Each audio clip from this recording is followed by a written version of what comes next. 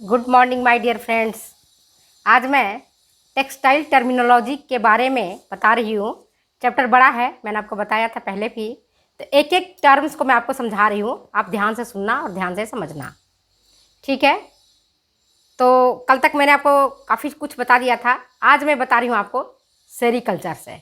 Sericulture मतलब क्या होता है, आपको सबको पता है। रेशम के कीड़ों को पालने की प्रक्रिया सेरीकल्चर कहलाती है, राइट। और रीलिंग किसको कहते हैं? रीलिंग, समेटना। रेशमी रेशों को बॉबिन पर लपेटने की प्रक्रिया कहलाती है रीलिंग। क्या कहलाती है? रीलिंग कहलाती है। जब रेशम के जो रेशे होते हैं उनको बॉबिन पर लपेटा जाता है, तो बॉबिन पर लपेटने की जो प्रक्रिया है वह कहलाती है आपको रीलिंग, ठीक है। नेक्स्ट है आपका ताप सुनम्य रेशा, थर्मोप्लास्टिक फाइबर। तो कौन सा रेशा थर्मोप्लास्टिक फाइबर कहलाती है? मतलब जो ताप से प्रभावित हो जाता है वह रेशा ताप सुनम्य रेशा कहलाता है। जो रेशा ताप से इफेक्ट हो जाता है, जैसे आप नायलॉन का, पॉलिस्टर का आप देखते हो, तो जैसे ज़्यादा गर्म हो जाता है तो वहीं आयरन में ही देखते हो चिपक जाता है। आप लोग भी अनुभव किए होंगे, हमने तो एक दो चीज़ खराब भी की है। एक जॉर्जेट की साड़ी थी, तो उसको मैंने गर्म आयरन चलाया और आयरन वहीं से चिपक गई। इसी तरह से दुपट्टा तो कई मैंने जलाए हैं। तो थर्मोप्लास्टिक का मतलब होता है ताप सुनम्य रेशा, जो ताप से प्रभावित होता हो उसको कहते हैं ताप सुनम्य रेशा, ठीक है। इसके बाद है पुनर्बलित वस्त्र, रीइंफोर्स्ड क्लोथ्स या रीइंफोर्स्ड क्लोथ्स कहेंगे इसको, पुनर्बलित। इसका मतलब होता है वस्त्रों का अस्थायीपन बढ़ाना। वस्त्र किस प्रकार से अस्थायी रहें उसी को रीइंफोर्स्ड, फोर्स समझते हो, बल देना। री मतलब पुनः बल देना, तो पुनर्बलित वस्त्र कहलाया ये, ठीक है। क्या कहलाया? पुनर्बलित वस्त्र कहलाया। इसके बाद वस्त्र गुणांक, फैब्रिक काउंट। क्या होता है फैब्रिक काउंट?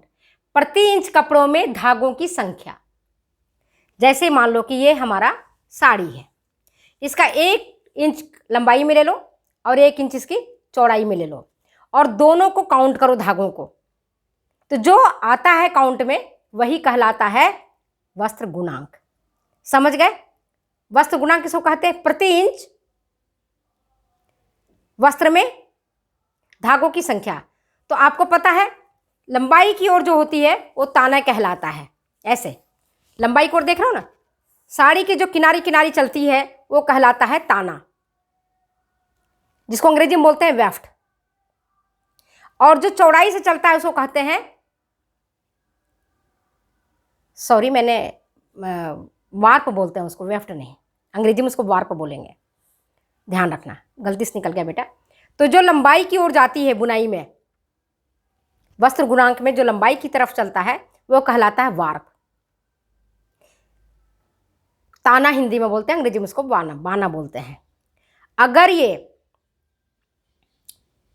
ताना का धागा मजबूत नहीं होगा तो टूट जाएगा, इसलिए ताने के धागा को बहुत मजबूत होना आवश्यक है। क्योंकि जब हम बुनाई करते हैं तो कई बार झटके देने पड़ते हैं, तो झटके को सहन करने की जो क्षमता होनी चाहिए वो ताने के धागे में होनी चाहिए। और जो चौड़ाई की तरफ जा रहा है, ये देख लो, साड़ी की चौड़ाई की तरफ जा रहा है ना, जो चौड़ाई की तरफ जा रहा है वह कहलाता है बाना, अंग्रेजी में उसको बोलते हैं वेफ्ट। ये किनारी इसका सिला हुआ है, अगर किनारी से खुला रहेगा तो 1 इंच कपड़ा हम काटेंगे, उसका देखेंगे धागों की संख्या कितनी है, ताने की तरफ कितनी है और बाने की तरफ कितनी है, तो ये कहलाता है वस्त्र गुणांक। और वस्त्र गुणांक में जितना ज़्यादा होगा वस्त्र गुणांक उतना ही मजबूत होगा वस्त्र। वस्त्र गुणांक में ताने और बाने की संख्या अगर कम होगी तो वस्त्र कमजोर होगा, ज़्यादा मजबूत नहीं होगा। समझ गए बात को, है ना? वस्त्र गुणांक समझ में आ गया। अब है सूत संख्या। सूत संख्या, यार्न नंबर। यार्न नंबर क्या होता है? धागों में बारीकी की माप। 1000 मीटर धागे का वजन देखते हैं कि कितना धागे का, 1000 मीटर अगर धागा है तो उसका वजन कितना होगा। तो यार्न नंबर कहलाता है, ये सूत्र संख्या कहलाती है। जैसे सुई की संख्या होती है 16 नंबर की, 17 नंबर की, 18 नंबर की, इसी तरह से सूत की संख्या होती है। जैसे मोटे कपड़े सिलने के लिए मोटे धागे की जरूरत पड़ती है, महीन कपड़ा सिलने के लिए महीन धागे की जरूरत पड़ती है, तो ये 8 नंबर कहलाता है। इसके बाद है कैलिको। कैलिको किसको कहते हैं? क्या है कैलिको? साधारण बुना हुआ वस्त्र जिसकी चौड़ाई 120 सेंटीमीटर होती है। कैलिको क्या है? साधारण बुना हुआ वस्त्र होता है जिसकी चौड़ाई 120 सेंटीमीटर होता है। इंच में कर लो तो 2.5 सेंटीमीटर का 1 इंच होता है, मतलब 40 से 42 इंच मान लो, 40 दूनी 80 और 40 मान लो, 42 इंच जिसका कपड़ा हो या 120 सेंटीमीटर माप लो, उसको कहते हैं हम कैलिको। क्या कहते हैं उसको? हम कैलिको कहते हैं, जिसकी चौड़ाई 120 सेंटीमीटर होती है, साधारण बुनाई होती है। मतलब कई बच्चों ने बताया मैडम मुझे बुनाई सिखा दीजिएगा, तो जब मैं बुनाई सिखाऊंगी तो आपको बता दूंगी, एक आपका धागा ताने का और एक धागा बाने का, ये सादा बुनाई चलता है। तो सादा बुनाई का ही कपड़ा होता है, लेकिन उसकी चौड़ाई 120 सेंटीमीटर होती है, वह कहलाती है कैलिको। कैम्ब्रिक किसको कहते हैं? कैम्ब्रिक जानते हो ना, बहुत महीन और सुंदर वस्त्र होता है कैम्ब्रिक का। कैम्ब्रिक की साड़ियाँ, कैम्ब्रिक का वो जो होता है ना कुर्ता, बहुत ही सुंदर होता है। महीन सादी बुनाई वाला वस्त्र, हल्का वस्त्र होता है पहनने में। कैम्ब्रिक की बुनाई इसकी सादी होती है। एक होता है मिश्रित वस्त्र, कल भी बताया था मैंने आपको, आपने देखा होगा नेक्स्ट वीडियो में। मिश्रित वस्त्र का मतलब क्या हुआ? ब्लेंडेड, जब रेशों में एक या एक से अधिक रेशे मिला दिए जाएं। जैसे कॉटन में मिला दिया ऊन का रेशा, ऊन में मिला दिया टेरिलिन का रेशा, टेरिलिन में मिला दिया पॉलिस्टर का रेशा, ऊन में मिला दिया पॉलिस्टर का रेशा, तो ब्लेंडेड रेशा इसको कहते हैं। कल बताए थे आपको वीडियो में। ब्लेंडेड क्लोथ्स की बात चल रही है, तो जब मिश्रित धागों से या मिश्रित रेशों से बने धागे से जब वस्त्र बनाए जाते हैं तो उसको हम ब्लेंडेड वस्त्र बोलते हैं। क्या बोलते हैं उसको हम? ब्लेंडेड वस्त्र। जैसे टेरिकॉट, टेरीवूल, टेरी रूबिया, ये सब। टेरिकॉट में क्या है? टेरिलिन है और कॉट मतलब कॉटन है। टेरी कॉट मतलब टेरी ऊपर का पार्ट और कॉट कॉटन, टेरिकॉट। टेरीवूल टेरिलिन और ऊन, टेरीवूल। समझ गए बात को? टेरी रूबिया, ये सारे जो है ब्लेंडेड वस्त्र हैं। इसके बाद आता आपका अस्थिर रंग, फ्यूजिटिव कलर, मतलब जिसका रंग उड़ जाए, जिसका रंग वस्त्र से बाहर निकल जाए, वो कहलाता है फ्यूजिटिव कलर। समझ गए बात को? फ्यूजिटिव कलर मतलब जो बाहर जिसका रंग निकल गया हो, धोने पर रंग निकल जाता है, कपड़े का रंग बाहर आउट हो जाता है, तो उसको फ्यूजिटिव कलर बोलते हैं। समझ गए बात को? कोई दिक्कत है? नहीं ना? फ्यूज से समझो ना, फ्यूज उड़ जाता है, बिजली का फ्यूज उड़ गया, खत्म, तो रंग निकल गया, फ्यूजिटिव कलर कहलाता है, अस्थिर रंग। नेक्स्ट आता है क्रेप। क्रेप, क्रेप का मतलब क्या है? बुनाई के द्वारा कपड़े के एक ही सतह पर सिलवटें डालना। सिलवटें पड़ जाती है ना, आपको कल ही बताया था, सिलवट रोटी हम उसमें परिसज्जा बना डालते हैं। तो यहाँ पर हम आपको बता रहे हैं सिलवटें एक सतह पर, वस्त्र का जैसे एक सतह, दो सतह है वस्त्र की, दिख रहा है आपको? एक सतह आपका बाहर की तरफ और एक है आपके भीतर की तरफ, लेकिन सिलवटें जो पड़ती हैं वो एक ही तरफ पड़ेंगी। जैसे सिलवट आ रहा है तो एक ही तरफ पड़ेगा, ऊपर की तरफ पड़ेगा, भीतर की तरफ नहीं पड़ेगा, उसको हम कहते हैं क्रेप। समझ गए बात को? उसको क्या कहेंगे? क्रेप कहेंगे। डेनिम किसको कहते हैं? बताइए, आप लोग तैयारी कर रहे हो टीजीटी की, पीजीटी के, जीआईसी के, असिस्टेंट प्रोफेसर के, क्या किसको कहते हैं डेनिम? कोई बोलो आप लोगों में से, कोई नहीं? चलो मैं बताती हूँ। इसमें एक भारी सूती कपड़ा होता है। डेनिम क्या है? एक भारी सूती कपड़ा है जिसमें ताना होता है नीले रंग का। अभी मैंने बताया ना, ताना जो लंबाई की ओर चल रहा है वो ताना कहलाता है, और बाना जो चौड़ाई की ओर चल रहा है वो बाना कहलाता है। तो इसमें ताना होता है नीले रंग का और बाना होता है उसमें ट्विल बुनाई किया जाता है।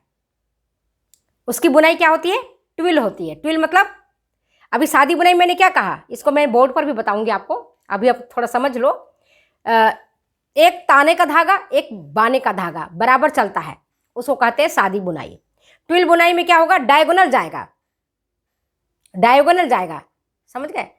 मतलब कि एक ताने का धागा, एक बाने का धागा पहली बार में आएगा, दूसरी बार में जहां ताने का धागा था वो धागा नहीं चलेगा, दूसरी धागा उसके ऊपर चलेगा, तो ट्विल बुनाई कहलाती है। ये मैं आपको बोर्ड में समझा दूंगी, चित्र बना के समझा दूंगी, तब आप समझ जाओगे। डेनिम का मतलब होता है जिसका ताना जो है वो नीले रंग का हो और बाना हो जो ट्विल बुनाई का बाना बना हुआ हो, वो कहलाता है डेनिम। समझ गए बात को? आ गई समझ में कि नहीं? चलो अब आगे देखते हैं। डेनिम के बाद फ्लानेल किसको कहते हैं? सर्दियों में फ्लानेल का कपड़ा बच्चों को हम पहनाते हैं, अपन भी पहनते हैं। फ्लानेल का मतलब क्या होता है? सूती और ऊनी रेशों के संयोग से बना हुआ वस्त्र जिस पर नाइपिंग मतलब कि समझो परिसज्जा जो है वो रोएदार किया जाता है। जैसे तौलिया में रोए उठाए जाते हैं ना, तो फ्लानेल के कपड़े में भी उठाए जाते हैं कौन सी? रोए, जिससे कि वो जो है ना रोए उठाने से उसके भीतर हवा फंस जाती है और बड़े आसानी से वो वस्त्र तैयार हो जाता है और पहनने में गर्म होता है। ये खास करके उनके लिए है जो जिनके पास बहुत पैसा नहीं है, मध्यम वर्ग के लोग हैं, गरीब तबके के लोग हैं। बचपन में हमने भी फ्लानेल के कपड़े खूब पहने हैं, खूब फ्रॉक पहने हैं, खूब टोपी बांधी है, माँ पहनाती थी। उस टाइम आर्थिक स्थिति सब किसी के घर में इतनी ज़्यादा स्ट्रांग नहीं होती थी, तो फ्लानेल का कपड़ा खूब चलता था, आज भी खूब चलता है। लेकिन उसको मध्यम और निम्न वर्ग के लोग उसको उपयोग करते हैं, जो ऊनी वस्त्र अपने बच्चों को खरीद के नहीं दे सकते हैं। यद्यपि आज तो ऊनी वस्त्र नहीं है मार्केट में, पर उसका विकल्प तैयार हो गया है मार्केट में, सब्स्टिट्यूट आ गया है ऑर्लोन, और उससे बने वस्त्र काम में लेते हैं सर्दियों के मौके पर। समझ गए बात को? कोई दिक्कत तो नहीं आ रही है ना? तो फ्लानेल का मतलब क्या है?